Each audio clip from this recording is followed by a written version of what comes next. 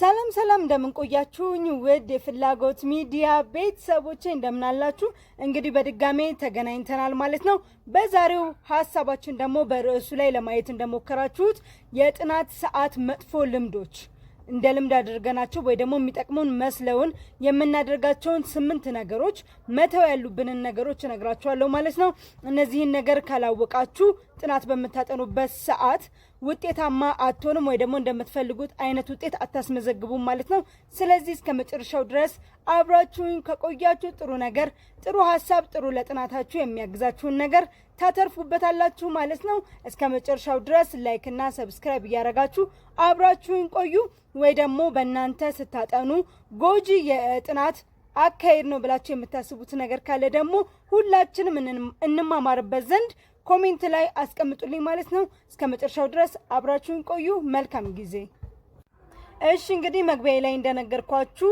ዛሬ የምንነጋገረው መጥፎ ልማዶች ጥናት ስናጠና ማድረግ የሌሉብንን ነገሮች ነው የምንነጋገረው እንግዲህ የመጀመሪያው የተደራጀን አለመሆን ይሄ ማለት ምንድነው ጥናት በመናጠናበት ጊዜ የተሟላ የጻፍነው ደብተር አለመኖር የተሟላ አጋዥ መጽሐፍ አለመኖር ከዛም አልፎ ደግሞ የምንማራቸው ትምህርቶች በእንግሊዘኛ ከሆኑ እዛ ላይ የሚጠፋን ቃላት ካለ የምንተረጉምበት ዲክሽነሪ አለመኖር ያ ከሆነ ተራጅተን ወይ ደግሞ አሟልተን አልቀረብንም ማለት ነው ስለዚህ በመጀመሪያ ደረጃ በደንብ አድርጋችሁ ውጤታማ የሆነ ጥናት ማጥናት ከፈለጋችሁ በደንብ አድርጋችሁ ተስተካክሎ የተጻፈ ደብተር ሊኖራችሁ ይገባል ከዛም አልፎ ደግሞ አስተካክላችሁ መጻፍ አጋዥ መጽሐፍም በተጨማሪነት ሊኖራችሁ ይገባል ከዛም በመቀጠል ደግሞ የምንተረጉምበት መተርጎሚያ ዲክሽነሪ ሊያስፈልገን ይችላል ማለት ነው እሱን ካላደረግን ዝም ብለን በትናንሹ የተጻፈ ወይ ደግሞ አስተካክሎ ያልተሟላ ደብተር ካለን ብቁ የሆነ ጥናት ወይ ደግሞ ሙሉ የሆነ ጥናት ልናጠና አንችልም ማለት ነው ስለዚህ መጀመሪያ የተደራጀን መሆን የመጀመሪያው ሐሳብ ይሄ ነው በመቀጠል ደግሞ እንግዲህ ከዚህ በፊት ስንነጋገር በዚህኛው ቪዲዮ ላይ እንደምታዩት በዚህኛው ቪዲዮ ላይ ምን ብያችሁ ነበር ጥናት ስታጠኑ አጤሬራ ያዙ የጻፋችሁ አጥኑ ብያችሁ ነበር በሌላ በኩል ደግሞ ማድረግ የሌለብን ነገር ምንድነው ስንጽፍ ሙሉ ለሙሉ ወደ ጽሁፍ መንገባ ልጆች አለን ወይ ደግሞ ዋናውን ጻፉ ስንባል ረጅም ሰዓት 1 ሰዓት ያክል እናጠናለን ብለን አስበን ገብተን ጥናት መጀመር አስበን ግንኛ በጽሁፍ 30 ደቂቃውን እናባክናለን ማለት ነው እንደዛ በጭራሽ መሆን የለበትም ጥናት ከጀመረን በኋላ ማድረግ ያለብን ነገር ምንድነው ዋናውና ነገሮችን መጻፍ ከፈለግን የተወሰነ ሰዓት ብቻ ነው ወስደን መጻፍ ያለብን እንጂ ሙሉውን ወደ ጥናት ወደ ጽሁፍ አዘንብላችሁ የምትጽፉ ልጆች አላችሁ ይሄም የተሳሳተ ነው ማለት ነው እሺ እንግዲህ ሶስተኛ ላይ ደርሰናል ማለት ነው ሶስተኛው ነገር ደግሞ ምንድነው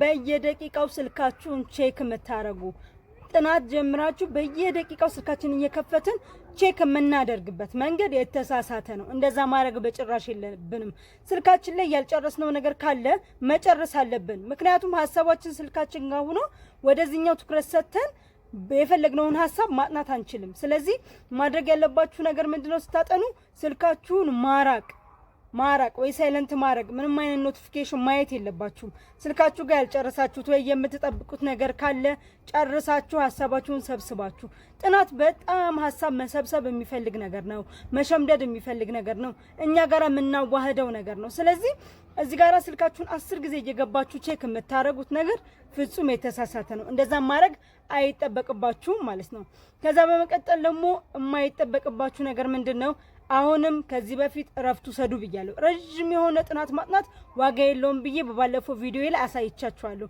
ግን እረፍቱ ሰዱ ስትባሉ ረጅም እረፍት የምትወስዱ ልጆች ይሄም የተሳሳተ ነው አንዳንዴ እረፍቱ ሰዱ ስትባሉ ቀጥታ ቴሌቪዥን መከፍቱ ስልክ የምትደውሉ ከዛ ደግሞ ቲክቶክ የምትከፍቱ አንዳንዴ እስቲ ቆይ ቼክ ላድርግ ባለችኝ እረፍት ሰዓት ወይ ደግሞ ልረፍ ብላችሁ ቼክ ላድርግ ቲክቶክ ብላችሁ እንደዚህ እያያችሁ 1 ሰዓት ተኩል ይሞላል እንደዚህ እያያችሁ 2 ሰዓት ይሞላል እረፍት ላድርግ ብላችሁ ብቻ ማለት ነው ስለዚህ ስልካችሁን እረፍት አድርጉ ስትባሉ ስልክ መንካት አይደለም እረፍት አድርጉ ስትባሉ እኮ እንቅስቃሴ ማድረግ በመስኮት ከፍቶ ንጹህ አየር መውሰድ ውሃ መጠጣት ብስኩት ነገሮችን መብላት ያንን ነው እረፍት አድርጉ የምትባሉት እንጂ በጭራሽ ወደ ስልክና ወደ ቲክቶክ ግቡ ማለት አይደለም ስለዚህ እንደ ልማድ ይዘነው እረፍት አድርጉ ስንባል ረጅም እረፍት የምንወስድ ካለንም ይሄም አራተኛው የተሳሳተ ነገር ነው ማለት ነው እሺ እንግዲህ አምስተኛው ላይ ደርሰናል። አምስተኛ ደግሞ ማድረግ የሌለብን ነገር ምንድነው?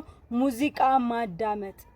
ጥናት ላይ ሙዚቃ ማዳመጥ። ሙዚቃ ከፍተን ወደ ሙዚቃው ሐሳብ ልንወሰድ እንችላለን፣ ወደ ሙዚቃው ግጥም። ከዛ ደግሞ አብረን እየዘፈንን ምን እያለን ኮንሰንትሬት ማድረግ አንችልም። አንዳንዴ አዳምጡ ይባላል፣ ግን ወይ ለሰስ ያለ ክላሲካል ሊሆን ይችላል፣ ወይ ደግሞ በጣም አዳፕት ያደረገ በሙዚቃ ጋር በደንብ ልምድ ያለን ሰዎች በደንብ ዝም ብለን ብቻ ስንሰማው ደስ የሚለን ነገር መሆን መቻል አለብን እንጂ ሙዚቃ ከከፈትን ሙሉ ለሙሉ ወደ ሙዚቃው ልንሳብ የምንችልበት እድል ሰፊ ስለሆነ ሙዚቃም ማዳመጥ የለብንም ማለት ነው። ከዛ ባለፈ ደግሞ ስድስተኛ የምናነሳው ሀሳብ ደግሞ ምንድነው?